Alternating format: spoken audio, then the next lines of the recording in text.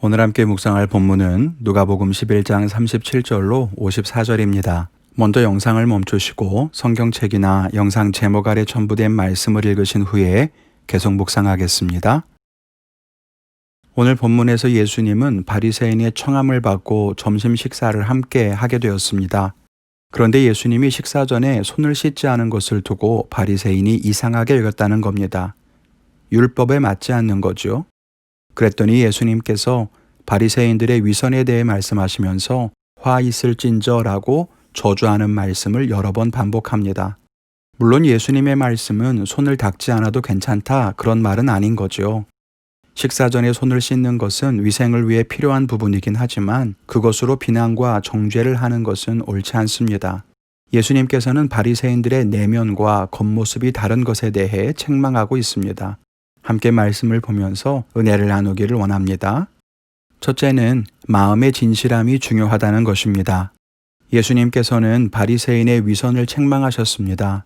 39절에 보면 지금 잔과 대접의 겉은 깨끗이 하지만 너희 속에는 탐욕과 악독이 가득하다고 하십니다. 겉으로는 깨끗한 것 같지만 그 속은 더러운 것이 가득하다는 거죠. 율법적으로 보면 바리새인은 완벽에 가까울지도 모릅니다.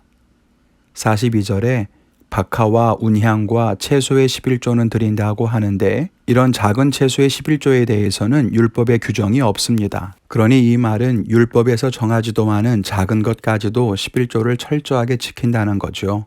그런데 예수님이 책망하신 문제는 그들이 마음에는 하나님에 대한 사랑이나 공의를 사랑하는 마음이 없다는 것입니다. 거룩을 지키려고 하는 마음은 없지만 그냥 겉으로만 11조를 드리는 거죠. 하나님을 사랑해서 드리는 게 아니라는 것입니다. 겉으로는 신앙인, 속으로는 믿음이 없는 사람과 같다는 거죠. 마음의 진실함이 중요합니다. 행동이 어떠하냐, 말이 어떠하냐, 물론 중요합니다. 그런데 마음속에 진실한 믿음이 있으면 겉모습도 달라지게 되지만 신앙의 겉모습이 좋은 것 같다고 해서 마음에 진실한 믿음이 있다고 할 수는 없습니다. 예수님은 44절에 무덤에 대한 이야기를 하십니다. 유대인들은 땅을 파거나 동굴을 파서 무덤을 삼았는데요. 경우에 따라서는 그것이 무덤인지 모르는 경우들도 많았다고 합니다. 그런데 바리새인들은 자기 그림자만 무덤에 닿아도 부정해진다고 믿었기 때문에 어느 것이 무덤인지 아닌지를 분명히 표시하는 게 중요했습니다.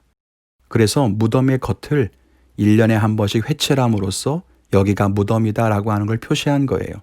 그래야 피해갈 수 있으니까요. 이렇게 보면 그들이 얼마나 철저하게 율법을 지켰는지 알 수 있죠.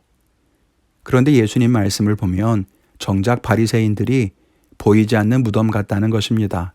겉으로는 평지인 것처럼 좋은 땅인 것처럼 모습을 하고 있지만 실상은 부정과 죽음이 가득한 무덤이라는 거죠. 예수님은 그렇게 겉모습뿐인 바리새인들을 책망하셨습니다. 우리의 모습을 돌아봐야 할 것입니다. 우리는 겉으로만 신앙생활을 하고 있지는 않습니까? 겉으로는 말씀과 기도를 사랑하고 교회를 사랑하는 것 같은데 정말 우리 안에 공의를 사랑하고 하나님을 사랑하는 신앙의 본질은 건강하게 세워져 있나요? 우리 마음에 진실함이 없다면 또 믿음이 없다면 우리는 바리새인과 같습니다. 겉으로 보면 철저한 신앙인처럼 보이지만 그 속은 무덤과 같은 거죠. 우리가 그래서는 안 될 것입니다. 우리가 거룩한 신앙인이 될 수 있도록 우리의 내면과 우리의 본성을 말씀으로 채우고 다듬어 갈 수 있기를 바랍니다. 둘째는 행함이 있는 믿음이 중요하다는 것입니다. 예수님이 바리새인들의 위선을 책망하신 또 하나의 이유는 바리새인들이 율법을 중요하게 생각하고 율법을 기준으로 다른 사람들을 정죄하면서 정작 자기들은 말씀을 실천하지 않는 부분들도 있다는 것이었습니다. 43절에 보면 바리새인들은 회당의 높은 자리 또 시장에서 문안받는 것을 기뻐한다고 하셨죠. 성경은 겸손을 가르치고 낮은 자리에 거하는 것을 가르칩니다. 바리새인들도 그런 것처럼 행동은 했지만 실상은 높은 자리에 올라가고 사람들에게 칭송받는 것을 기뻐했다는 것입니다. 율법적인 행함은 있지만 삶의 태도와 실천에 있어서는 말씀과 어긋났던 겁니다. 또 46절에는 지기 어려운 짐을 다른 사람에게 지우고 자기들은 손가락 하나도 대지 않으려고 한다고 책망하십니다. 52절에도 지식의 열쇠를 가지고 있는데 그 열쇠를 가지고서는 자기도 안 들어가고 다른 사람들도 못 들어가게 막는다고도 합니다. 아는 것을 행하지 않고 행하려고 하는 사람들도 다 막는 겁니다. 율법의 조항만 지킬 뿐 삶의 태도와 실천은 정작 말씀과 다르다는 것입니다. 종교적인 규범은 잘 지키지만 삶의 실천은 없는 이런 모습이 우리에게도 있는 것은 아닐까요?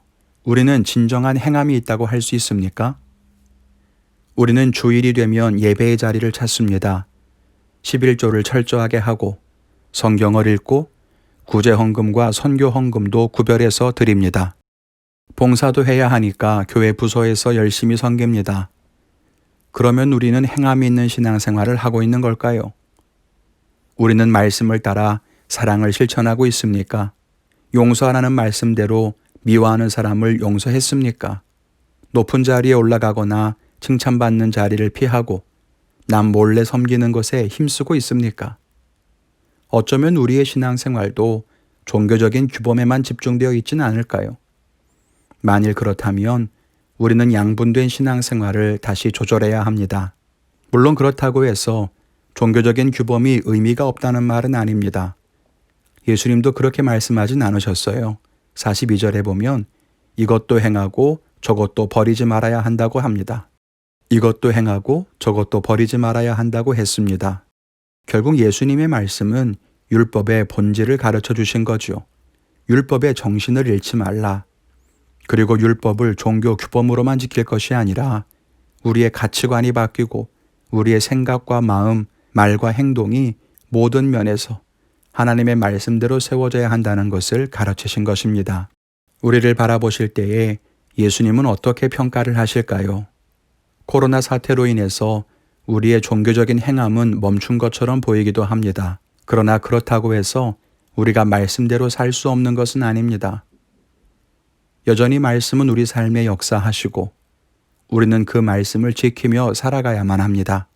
우리가 다시 종교에서 믿음으로, 겉모습에서 마음으로, 말에서 행동으로 방향을 전환할 수 있기를 기도합니다.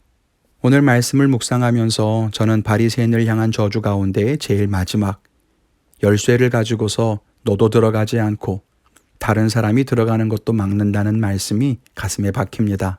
말씀을 전하고 가르치는 자로서 과연 나는 천국에 들어갈 수 있을까? 또 성도들이 천국에 들어갈 수 있게 문을 열고 인도하고 있는가 돌아보게 됩니다. 여러분들은 어떤 결단을 하셨는지요? 오늘도 그 결단으로 승리하시기를 기도합니다. 책망받는 믿음이 아니라 칭찬받는 믿음으로 오늘도 마음을 다해 실천하며 살아가시기를 기도합니다. 추석 명절 동안 여러분 계신 곳에서 하나님과 동행하며 승리하시고 또 우리는 다음 주 월요일에 다시 묵상으로 만나도록 하겠습니다. 오늘도 주님과 동행하며 승리하시기를 주님의 이름으로 축원을 드립니다.